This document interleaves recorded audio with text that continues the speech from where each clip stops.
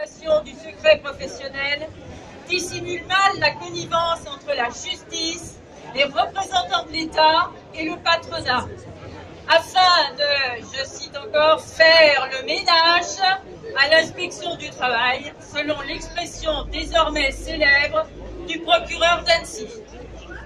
Au-delà du cas de Laura Pfeffer, qui, rappelons-le, n'a fait que son travail de contrôle, nous avons effectivement eu droit à une parodie de procès politique. Contre l'inspection du travail, pas assez neutre, au bout de la juge qui, durant le procès, s'est soudainement muée en commissaire politique d'une neutralité toute patronale contre les agents de l'inspection du travail, coupables dans leur ensemble d'oser vouloir encore protéger les salariés. Contre le syndicat et le droit à être défendu par eux, le message est clair. Si vous êtes attaqué, écrasez-vous et ne faites surtout pas appel au syndicat. Contre les lanceurs d'alerte, ramenés au rang de criminels de droit commun et à qui il est encore dénié tout statut protecteur. C'est-à-dire finalement contre tous ceux qui osent opposer une résistance à la toute-puissance patronale. Car il fallait voir ce jour-là les œillades et sourires entendus entre la juge, le procureur et l'avocate Stéphane pour comprendre que nous étions en train d'assister à un mauvais spectacle. Le mauvais spectacle d'une justice de classe au service du patronat, affichant son profond mépris pour tous ceux qui résistent. Mais si ces gens ont encore le pouvoir de nous réprimer, de nous condamner, de nous exploiter, notre force reste encore et toujours la solidarité et la lutte collective. Ainsi, la CNT appelle à participer massivement aux mobilisations en cours, notamment celles contre la loi travail prévue demain, et exige l'abandon immédiat de toutes les poursuites à l'encontre des militants. Car l'heure est bien là, à la destruction du Code du travail et à la remise en cause de la protection des travailleurs et des travailleuses, plus que jamais dans la ligne de mire du MEDEF et du gouvernement.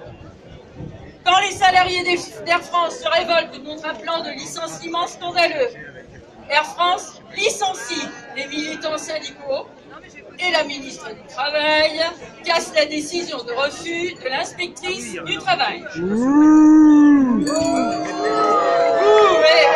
Honte!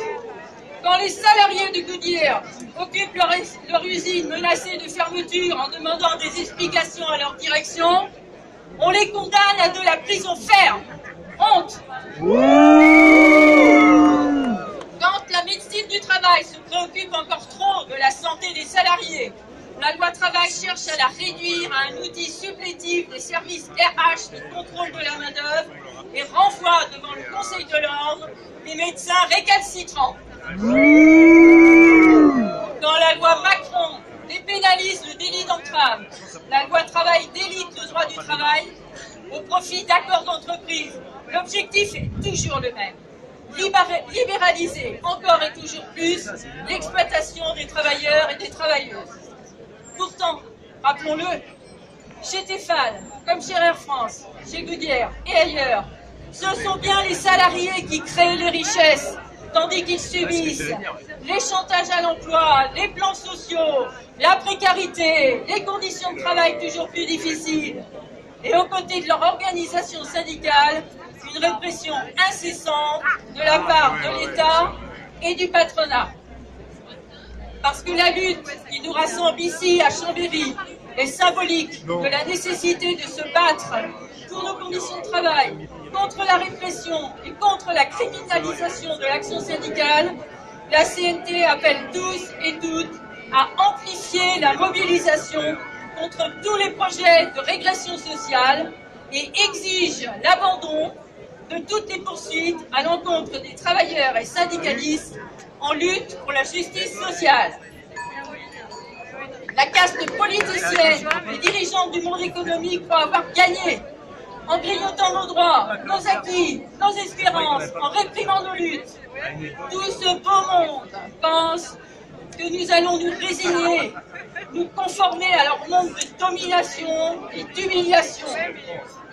renoncer à vouloir une société faite de partage, d'égalité et de solidarité.